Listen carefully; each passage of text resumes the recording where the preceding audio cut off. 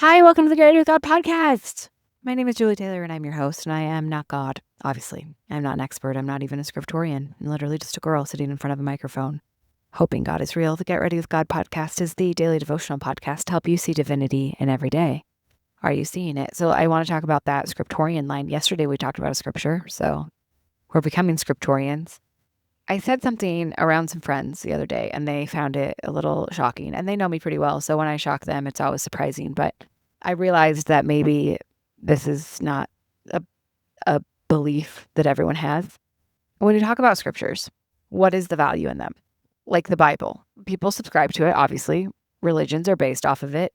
I personally do think there's a lot of value in reading these books. But one of the points of conflict for people can become, but is it real? Is it true? I don't have anywhere near the qualifications to actually join into this debate in this conversation. Okay. So I'm not going to pretend that I do. However, I want to ask you, does it matter? And you can answer anyways. I'm not trying to give you a leading question, but this is a point of conversation and dissonance for people of the Bible is real, the Bible is not, the Bible is a myth, the Bible is not. And people leave faith over this, right? Over changing their position on this or learning things about this. And I just want to ask you if it matters or not. And you could say yes, absolutely. And I know this conversation could be offensive. And so I don't wish to offend anyone. I'm not qualified enough to actually join in this debate. But I live in a world of faith where it doesn't actually matter that much to me what is literally real and what is not. That's why we live in a hoping God is real world. And I don't require knowing for believing, and I don't claim to know anything. And I just want to plead my case. This is not me coming out and saying I believe these books to be true or false. I don't live in a world where certainty is possible for my brain. Okay. I live in the gray area where anything can be possible. And I will never let you borrow my dissonance. I'm not going to itemize the things that I think are real or true or not. However, I just want to give you this case. If this is a big battle that you're fighting, or if, something comes across your desk and threatens the way that you've been taught or what you believe, and it really causes a lot of pain, I just want to offer you this. Okay. Does it matter or not? For me, no. And here's why. So the thing that I said that kind of offended my friends was faith is fiction. And to knowing believers, this is offensive. And I understand that. And I'm not trying to discount the value of their faith. But for me, over the break, I've been reading, I read a lot of fiction, right? I really love reading fiction. We've already talked about last week how fiction writers are the people I'm the most jealous of. And why? Why is that? It's because they can take concepts and truths and package them in a way that is relatable, memorable, and desirable to consume. And so I believe when I read fiction, even though it's fiction, even though it's maybe not fact and it's not true or real, I don't know, there's a lot of truth in it. When I read fiction, I can put myself in it and explore my own thoughts. When I read fiction, it gives me a lot of food for thought. It teaches me a lot of things, even though it's not quote or real or true. There's so much value in fiction beyond entertainment. Fiction can be entertaining, but it also can teach you and show you and reveal things that are really, really meaningful. And the truths and the concepts and the ideas that it can teach you and reveal to you are real and are true. And so what if the Bible is fiction but teaches really, really great things? What if these books are fiction or myth or whatever, but the concepts and the truths are real? I'm not that caught up on it.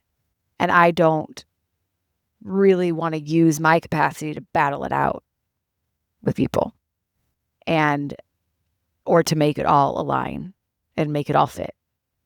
I don't think our human brains can ever make everything fit, right? That's why we rely on dichotomies and judging and criticism and black and white. It's because our brain has a hard time comprehending it and making sense of it and figuring out how things can be contradictory and true at the same time. I'm not saying it makes sense. I'm just saying it's possible. And so for me, I have found peace. Is this the most blasphemous episode I've ever done? I don't know. I have found peace viewing faith as fiction. But you have to understand my stance on fiction is that there are real, true, really important concepts and lessons and truths that are taught through fiction. And so I live in the world where faith is fiction.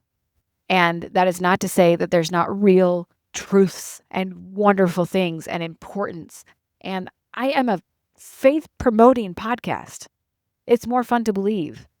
I spend most of my life and energy and creative power creating a world in which I can fight for this stuff and I can believe and I can hold on to it and I can come closer to God and I can connect with divinity every day.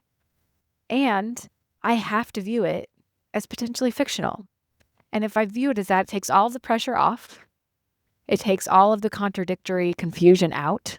And it allows me to look at it and examine it and learn from it and connect with it and pull out these gems and these truths and these absolute wonderful guiding ideas in my life. And I understand that this might be offensive or at the very least really uncomfortable for some people to hear me say, but I'm forever here to offer you an alternative path where it's not so black and white. It's not I believe in God or I don't. It's not good or bad. It's not all in or all out. I'm all in on trying. I'm all in on fighting to believe. I'm all in on effort. I'm all in on faith. But for me, faith is fiction, packed with a lot of really, really incredible, wonderful things that I would love one day to find out are real and literal and true. But I have to stay flexible. I have to stay agile. And one way that I do that is subscribing to faith as fiction, as the biggest fan of fiction. And if you don't read fiction, I want you to try. I want you to try reading fiction, specifically I think you could read any fiction, but in these stories the whole hero arc. There's all these arcs and tropes that teach us about our world, packaged in beautiful things that allow us to connect in a deeper way. So to me, fiction is not just fake, pretend, lies, made up stuff. Fiction is a way to package truth in a less threatening, more convincing way, to be honest. So if you find yourself battling this darkness, which I have battled, that I still battle, is it real or not? I want to invite you to explore the question of, does it really matter if it is or not?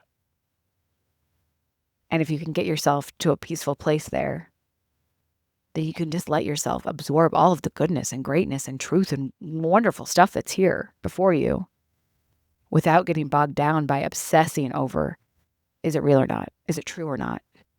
And giving yourself this permission to live in this space where you're allowed to engage, you're allowed to participate, you're allowed to believe, and you're not shattered and threatened and thrown into the deepest pits of existential dread every time there's some contradictory stuff that makes you question it. Those are some dark nights. And if you're in the middle of it, hang on, keep trying, and please hold my hand. It's so dark and scary and lonely to be questioning your faith and to be spiraling in existential dread and to feel your whole base of your life shatter and to have no sure footing, to have no sure relationships. It's awful. It's terrible. But you're going to come out better on the other side. Hold on. Hold on. Love you. Bye.